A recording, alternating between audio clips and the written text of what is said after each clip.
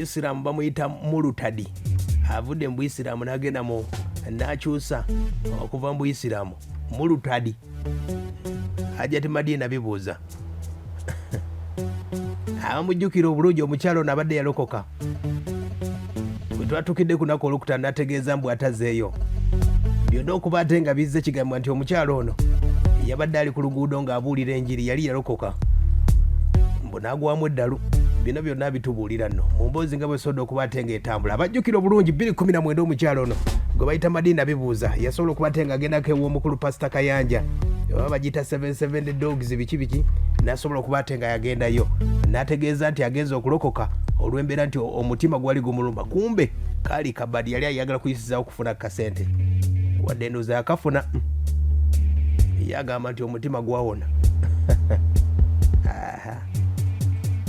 ulida bwe yatandikira emyaka luli 2019 agamba bw'ati embeera eyandeetera ekyo yali nalwala nnyo bwe nalwala ennyo nemba nga sikyalina kwegamba kyebayita sapooti kwegamba buli omu yenna akulaba nga ye alowooza oba Madina ali bulungi, Madina alina sente, Madina buli kimu akiina. Obulumi buno ebiseera ebyo nali nalwala omutima nga nsula bubi nayisibwa bubi nali nalwala omutima ekyo mukimbuuzizza nnyo naye nali nalwala omutima. Aya basi ekyamulwaza omutima kwe kubanga agamba nti yasobola okuba ate nga ava mu Buyisiraamu n'agenda n'alokoka awo ne babeera bamuyita Mulutadi. Kati nabajjukira obulungi ewa Pasita Kayanja agendayo bw'ati ng'agamba nti omutima gw'omuluma kumbe yali alimba. Nsazeewo okulokoka ndi mulwadde wa mutima. I have a heart failure. Gunumidde ebbanga. For some time now. Abantu bonna bankyaye. Everybody has abandoned me. Ne family yonna enkyaye. Even my family has deserted me. Mbulirwa n'ekyokulya. At times I fail to get something. Mbulirwa kyembeera nakyo kyonna. Baneiba be bandiisa family yankyawa buli kimu kyonna ekyange kyaggwawo. My family abandoned me and lost everything. Gunumidde ebbanga lya myaka ng'esatu oba ena. For about 3 years. Aya basi ababijjukira obulungi awo 2 omukyalo oyo ng'agenze wa Pasita Kayanja abajjukira aliko ewa Pasita Yiga era mu kutandika endongo yo omukyalo ono yava mu kibiina kye bayita Gagamel era yali yeeyita erinnya baali bamuyita Dinake. Waliwo akayimba ke yajja nako bakayita Ntala bakayita Afiya. Waliwo akayimba ke yasookerako ddala nga yakasobola okuba ate ng'ayingira ew'omukulu Pasita bakayita akayimba ko bakayita Afiya. Akamu ku buyimba bwe yasookerako nga yakayingira mu revival band wa Pasita Igeyo gye yasookera nga yeeyita Dinake nga yakava mu Gagamel ng'asobodde okuba ate ng'atandika mpolampola atandika n'akayimba bakayita Njagalaani bwemu ku buyimba bwe yasookerako mu revival band. Weyaviira waliwo akayimba ke bayita Wegombe Yezu Yeka. Waliwo akayimba akakuba ne Nabbi omukazi akayimba ako awo ne weyaviira awo n'aleeta akayimba ke bayita Bibuuza weyasobola okuba ate ng'akubira hit. Kati akadde kana badde mawulire ennaku zino nga mule gali tegamuwa hiti abanga gadde tegamwogerako waliwo gye buvuddeko ategeeza nti ate embeera ya COVID yatandikawo omudaala gw'ennyaanya awo kumbe yali ayagala kuba ate nga alina bye yabalirako mu mbeera eno. Akadde kano embeera yasobodde okuba ate yamutabukidde weeks nga 3 eziyisaawo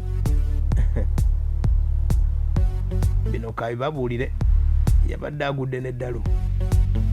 Kati wulira n'okutuuka obutuusi mu maaso ga kitange nagenda okutuukayo nga nze sitegeera bantuusayo obutuusa nga engoye nazigyemu buli kimu kyonna nga nagyemu engoye buli kimu kyonna ogenda okutuuka maaso ewali kitange bantuusawo obutuusa nga nange simanyi nga engoye nazigyemu tawuni omwana natambula ndi bwereere natambula mu tawuni mwonna nga ndi bwereere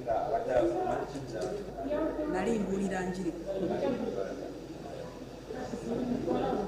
era nsaba nnyo ansonyiwe nsabira nnyo nsonyiwe nensaba Pasita Kayanja ansonyiwe egamba buli kimu kyonna byonna bye bazze nga bankolera bansonyiwe bansasire naye nazeeyo mu Busiraamu.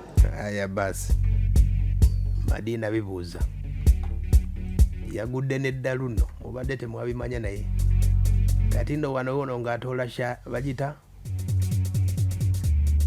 nga bamulayiza